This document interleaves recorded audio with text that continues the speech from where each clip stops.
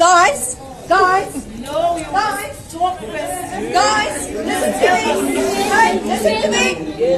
I was just approached outside to pay 150 rand. Then I can get within 10 minutes my card, okay? So I'll stand here. My card was first in this box, okay?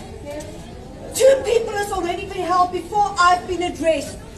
They are paying them 150 rand outside. I'm phoning the police. Hello everyone, Ganuchi Sarok and welcome to my channel. So that lady was at Home Affairs probably very early to be assisted sooner, but apparently that didn't happen. Instead, she was asked for 150 rands to cut the queue for an ID card application, and that's when she lost it. Look, anyone who has spent time in a queue at a government department will understand why that lady was so frustrated. I once queued at the Department of Labor from 8:30 a.m. ish, only to be turned away at 3:30 p.m. and told to come back early the next day. The following day, I got there as early as I could because I wanted my UIF money. I was unemployed. So the 150 rands may be a small amount to those that actually afford it, which is partly why queue cutting rackets have become common, but it's still corruption, right? It's also very frustrating to those that actually got there first, only to be skipped because those cutting the queue paid a fee. By the way, the Department of Home Affairs is very much aware of this. They publicly acknowledged the problem of people charging money to jump or sell queue spaces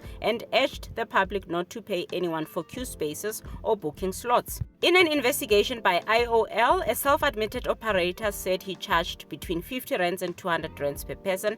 Some members of the public said they felt they had little choice because of the long queues and work pressures. On the other hand, I actually understand some members of the public that resort to paying 150 or 200 rands, citing work pressures and the queues simply being too long. Like I said, several years ago, I once queued at the Department of Labor from 8:30 in the morning, and then at 3:30 p.m. they told me I won't make it. I must come back the following day. I was still a Johnny Walker who walked a very long distance to get there. I still needed to walk back home and then walk again the following day.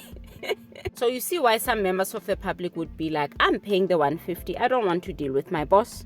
Anyway, do let me know what you think in the comments. Thank you so much for watching.